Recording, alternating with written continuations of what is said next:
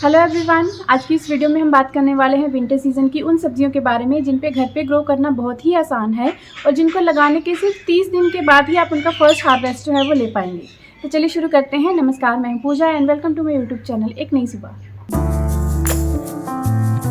आज जिन सब्जियों के बारे में मैं आपको बताने वाली हूँ उनको लगाना काफ़ी आसान है और अगर आप पहली बार अपने किचन गार्डन में कुछ लगाने का ट्राई करना चाहते हैं, कुछ लगाने का सोच रहे हैं, तो ये बहुत ही सही ऑप्शन है। इससे आपको रिजल्ट भी जल्दी मिलेंगे और इनको लगाने के लिए आपको बहुत ज़्यादा तैयारी भी नहीं करनी पड़ेगी। आज की इस वीडियो में मैं साथ में आपको कुछ टिप्स बताऊँगी जहाँ पर आपको वो पॉट वगैरह परचेज़ करने की ज़रूरत नहीं पड़ेगी, ग्रो बैग्स वगैरह परचेज़ करने की ज़रूरत नहीं पड़ेगी। उसकी जगह पर मैं आपको कुछ ऑल्टरनेटिव ऑप्शन दूँगी जिनको यूज़ करके, वेस्ट चीज़ों को यूज़ करके भी आप इन सब्जियों को ग्रो कर सकते हैं।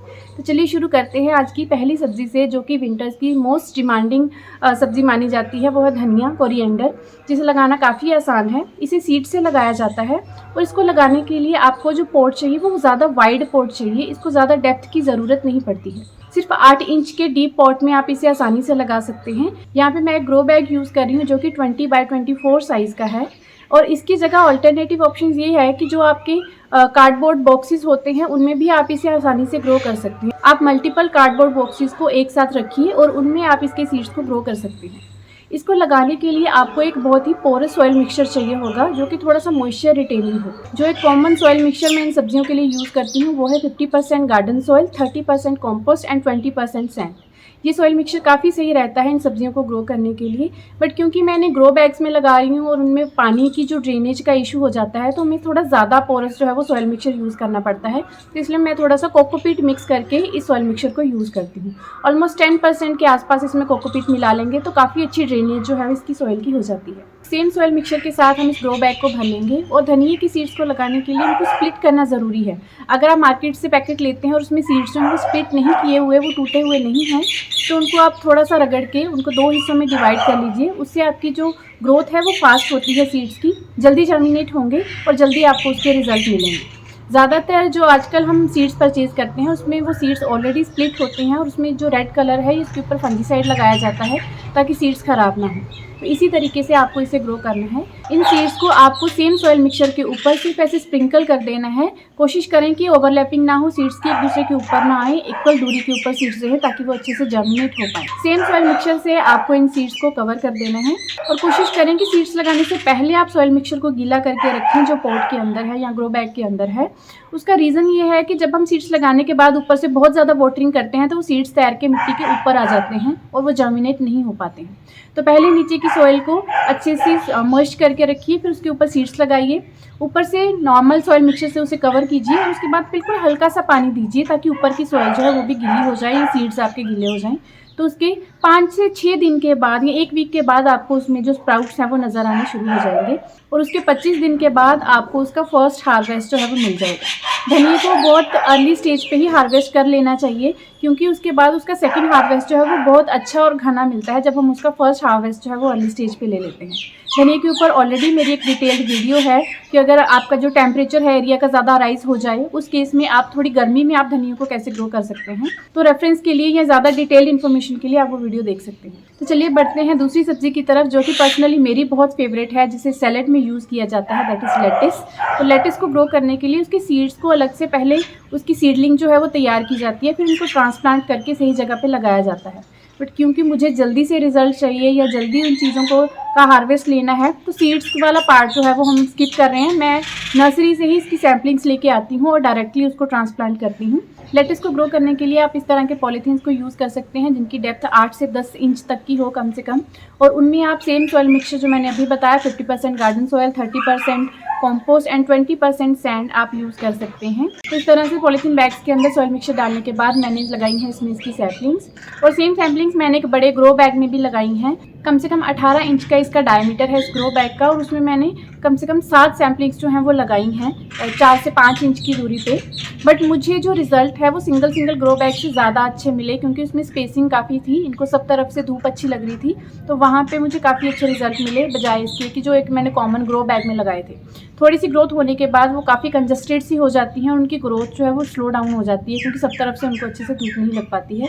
तो सिंगल पॉलीथीन बैग में ही सबसे अच्छे से ग्रो करती हैं। आप ट्राई करने के लिए आपके जो नॉर्मल घरों में पॉट होते हैं, जो हम प्लांट्स के लिए यूज़ करते हैं, 8 इंच के 10 इंच के पॉट जो हैं, उनमें भी आप इनको लगाने से शुरुआत कर सकते हैं। बस उसके बाद इन्हें रेगुलरली पानी देना है। इनको मॉइस्ट सॉइल की ज़रूरत होती है। इनकी सॉइल ड्राई ना होने दें, नहीं तो इनकी पत्तियां जो हैं वो हरी हरी नहीं रहेंगी, थोड़ी सी येलोइश टोन में जो है वो पत्तियां आएंगी और उनका टेस्ट भी अफेक्ट होता है इससे। बहुत टाइम के बाद जब आपका प्लांट मेच्योर होने लग जाए या गर्मियाँ की शुरुआत हो जाए तो इसका टेस्ट जो है वो चेंज होने लगता है। उस टाइम पर आप इसके पूरे के पूरे बन को निकाल के यूज़ कर सकते हैं। अदरवाइज रेगुलर यूज़ के लिए आप इनको लीफ बाय लीफ हार्वेस्ट करके यूज़ कर सकते हैं। थर्ड वेजिटेबल जो कि आपके किचन में बहुत ही अच्छा फ्लेवर ऐड करती है वो है गार्लिक ग्रीन्स। हमारे घर में जो लहसुन की गांठ होती है उसी को यूज़ करके हम इसे ग्रो करते हैं।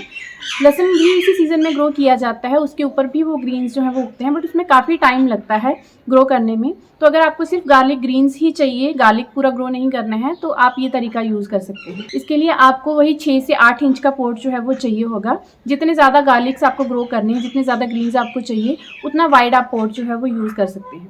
इसके लिए मैंने ये कार्डबोर्ड के बॉक्सेस को यूज़ किया है।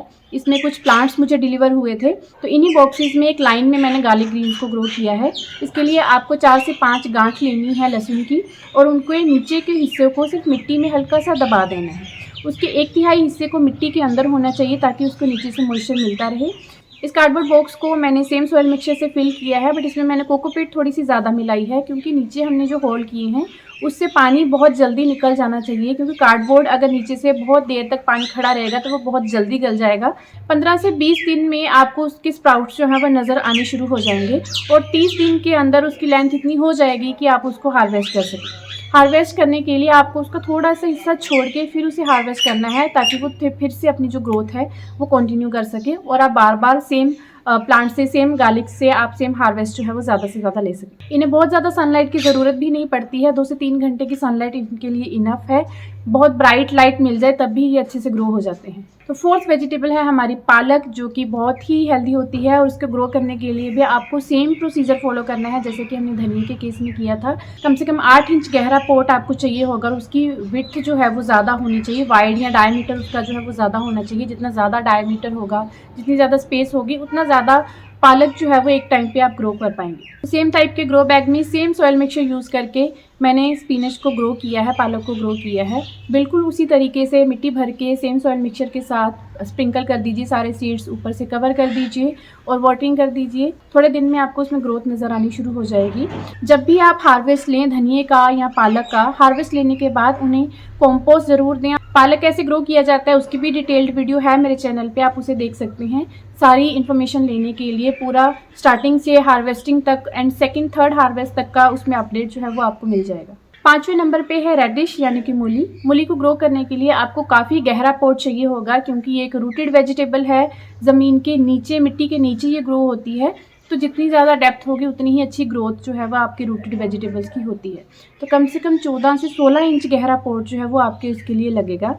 और पॉट अगर आपके पास अवेलेबल नहीं है इतना बड़ा, तो आप बड़े से पॉलीथीन बैग्स के साथ भी इसे ट्राई कर सकते हैं। सबसे पहली बार जब मैंने इसे लगाया था घर की छत के ऊपर, तो मैंने पॉलीथीन बैग्स ही बड़े बड़े साइज़ के परचेज़ किए थे। 10 से 15 रुपए में आपको वो एक पॉलीथीन बैग जो है वो मार्केट से मिल जाता है। मूली को ग्रो करने के लिए भी हम सेम सॉइल मिक्सचर जो है वो पॉट के अंदर भरेंगे। और एक चीज़ का ध्यान रखना है कि मूली के सीड्स को कभी भी ट्रांसप्लांट नहीं किया जाता है। जहाँ पे एक बार इसका सीड लगाया जाए वहीं पे ये ग्रो होती है और वहीं से इसको हार्वेस्ट किया जाता है। ट्रांसप्लांट करने के टाइम पे ये डैमेज हो जाती है और आपको सही रिजल्ट नहीं मिल पाएंगे। इसके सीड्स को लगाने के लिए मिट्टी के अंदर करीब 1 इंच का होल करें, वहाँ पे एक सीड डाल लें और उसे मिट्टी से कवर कर दीजिए। अगर आपका जो पॉट है वो 16 इंच के डायमीटर का है, तो उसमें आप 12 से 15 मूलियाँ जो हैं वो एक पॉट के अंदर ग्रो कर सकते हैं। इनको बहुत ज़्यादा स्पेसिंग की ज़रूरत नहीं होती है। सीड लगाने के कम से कम 7 से 8 दिन के बाद आपको उसमें स्प्राउट्स नज़र आने शुरू हो जाएंगे और वो ग्रो करने लग जाएगी। धूप इसको 6-7 घंटे की जो है वो ज़रूर दीजिए, तभी अच्छे से ग्रो होगी। और 30 दिन के बाद कुछ मीडियम साइज़ की मूली जो है वो हार्वेस्ट के लिए तैयार हो जाएगी।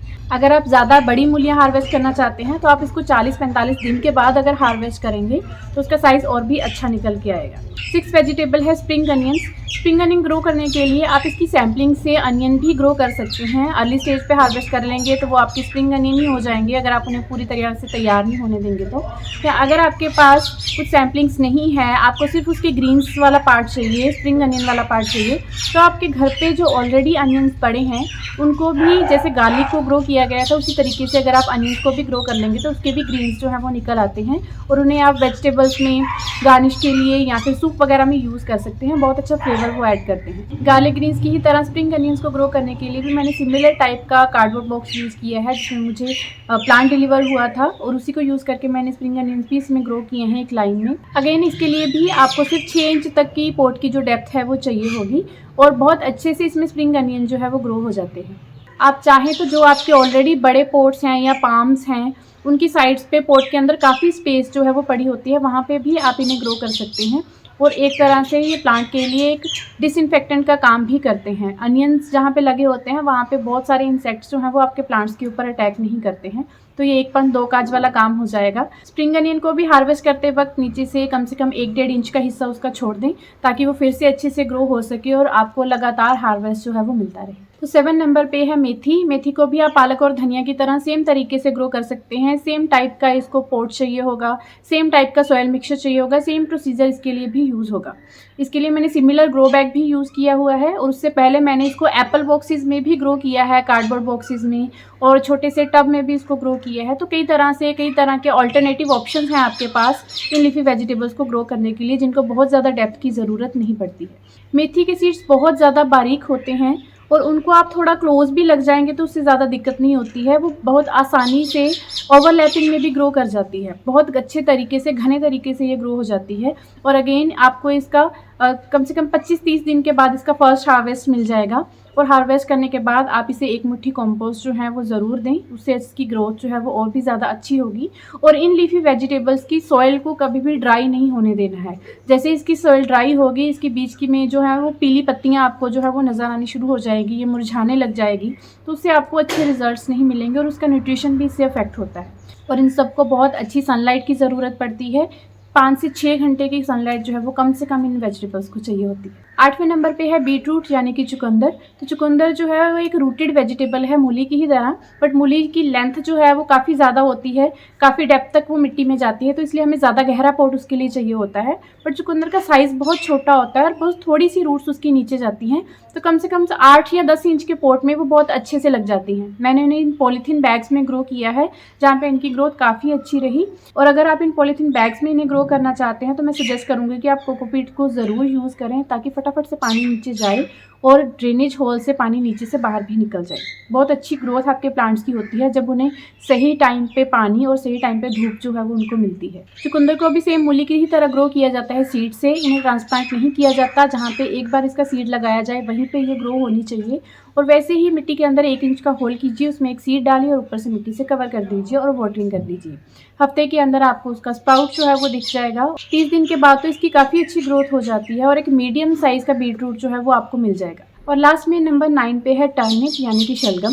शलगम को भी वैसे ही ग्रो किया जाता है जैसे कि चुकंदर को ग्रो किया जाता है। आपने देखा होगा कि वो दोनों भाई भाई जैसे दिखते हैं, एक ही बिरादरी के हैं दोनों, बस कलर का और वो टेस्ट का थोड़ा सा उनका डिफरेंस है, बट साइज़ वगैरह उनका सिमिलर होता है। तो जैसे मैंने चुकंदर के बारे में बताया, सेम सॉइल मिक्सचर में, ग्रो बैग में आप उन्हें ग्रो कर सकते हैं, वैसे ही आप शलगम को भी ग्रो कर सकते हैं। तो ये थी कुछ सब्जियां विंटर सीजन की जिनको लगाना काफ़ी आसान था और बहुत जल्दी आपको उसका हार्वेस्ट भी मिल जाएगा। बहुत ज़्यादा पेशेंस रखने की ज़रूरत नहीं पड़ेगी इन सब्जियों के केस में। अदरवाइज़ सब्जियों को काफ़ी टाइम लग जाता है, 2-2.5 महीने भी लगते हैं प्रॉपर तरीके से तैयार होने में, बट ये काफ़ी जल्दी तैयार हो जाती है। तो आज की वीडियो को सम अप करने के लिए कुछ इंपॉर्टेंट पॉइंट्स कि इनके लिए धूप बहुत ज़रूरी है। 5 से 6 घंटे की धूप जो है वो इन्हें ज़रूर मिलनी चाहिए।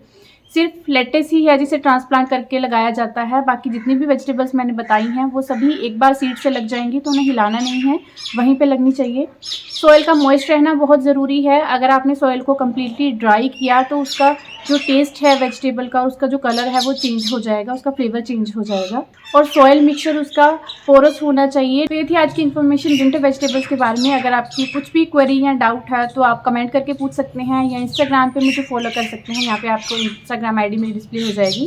तो आई होप आपको आज की वीडियो और ये इन्फॉर्मेशन अच्छी लगी होगी। तो प्लीज़ इस वीडियो को लाइक एंड शेयर करें, मेरे चैनल को सब्सक्राइब करें एंड बेल आइकन प्रेस करें for the latest video notifications. धन्यवाद।